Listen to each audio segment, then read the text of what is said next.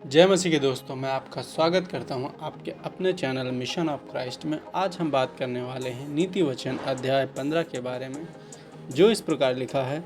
कोमल उत्तर सुनने से गुस्सा ठंडा हो जाता है, परंतु कटु वचन से क्रोध भड़क उठता है। बुद्धिमान ज्ञान का ठीक बखान करते हैं, परंतु मूर्खों के मुंह से मूढ़ता उबल आती है। यहोवा की आंखें सब स्थानों में लगी रहती हैं, वह बुरे भले दोनों को देखती रहती हैं।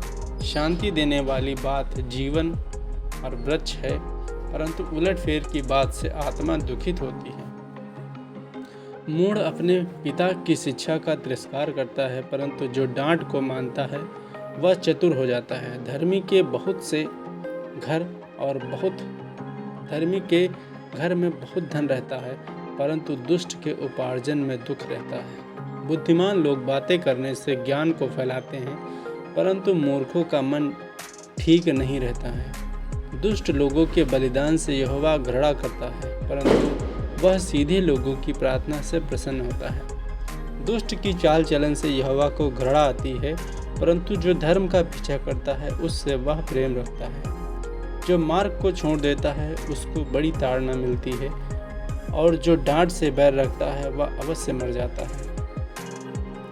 जबकि अधोलोक और विनाश लोक यहोवा के सामने खुले रहते हैं, तो निश्चय मनुष्य के मन भी ठट्ठा करने वाला डांटे जाने से प्रसन्न नहीं होता है, और न वह बुद्धिमानों के पास जाता है।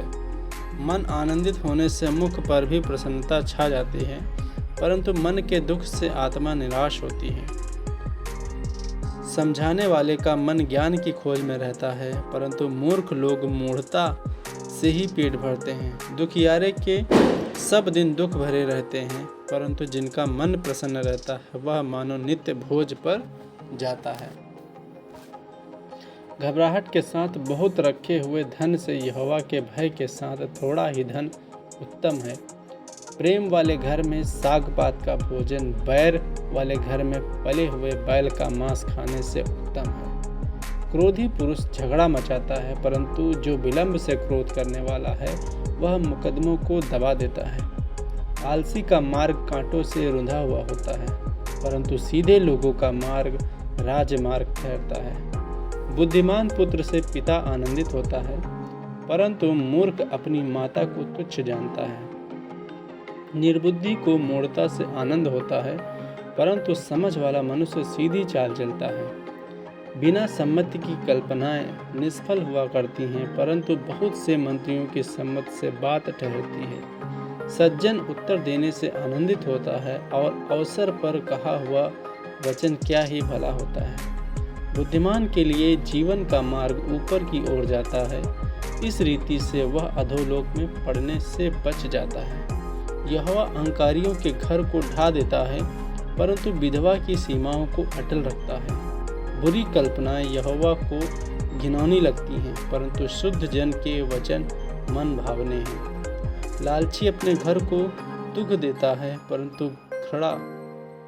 परंतु घूस से घृणा करने वाला जीवित रहता है। धर्मी मन में सोचता है कि क्या उत्तर दूं, परंतु दुष्टों के मुंह से बुरी बातें उबल पड़ती हैं। यहोवा दुष्टों से दूर रहता है, परंतु धर्मियों की प्रार्थना सुनता है। आंखों की चमक से मन को आनंद होता है, और अच्छे समाचार से हड्डियां पुष्ट हो जाती हैं। जो जीवनदायी डांट कान लगाकर सुनता है वह बुद्धिमानों का संग ठिकाना पाता है। जो शिक्षा को सुनी अनसुनी करता है वह अपने प्राण को तुच्छ जानता है, परंतु जो डांट को सुनता है वह बुद्धि प्राप्त करता है। यहोवा के भय मानने से शिक्षा प्राप्त होती है, और महिमा से पहले नम्रता आती है। तो इस वचन में हमने सीखा कि कैसे परमेश्वर के इस वचन से हमें ज्ञान मिला, और हमको इस वचन के अनुसार चलना चाहिए, और हमारे जीवन में परमेश्वर की आशीषें आएंगी। यहोवा की आंखें सब स्थानों में लगी रहती हैं। तो सचमुच यहोवा की आंखें सब स्थानों में लगी रहती हैं। वह बुरे और भले दोनों को देखती रहती हैं। ये मत सोचना कि परमेश्वर हमको नहीं देखता है। वो हर वक्त हमको देखता रहता है। उसकी आंखें नित्य हमारे पर लगी रहती हैं कि हम क्या करते हैं और क्या नहीं करते हैं। जो भी काम करो पूरे मन लगा कर करो। जो भी करो परमेश्वर को ध्यान में रख कर करो कि परमेश्वर हमें देख रहा है, वो क्या सोचेगा। तो जो भी काम करना है परमेश्वर के नाम से करो और ये हमेशा दिमाग में रखो कि परमेश्वर हमको देखता है और मन में कभी भी बुरे विचार ना लाओ, क्योंकि परमेश्वर हमको हमेशा सदैव देखता रहता है। तो परमेश्वर के वचन पर हमको ध्यान रखना है और उस पर चलना है।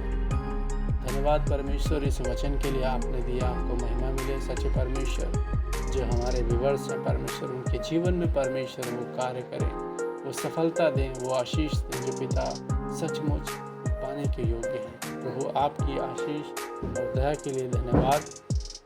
हर एक बात के लिए धन्यवाद देते हैं। इस वचन के लिए धन्यवाद देते हैं और इस प्रार्थना के लिए धन्यवाद देते हैं। परमेश्वर आपने ये प्रार्थना हमारी सुनी, इसके लिए धन्यवाद।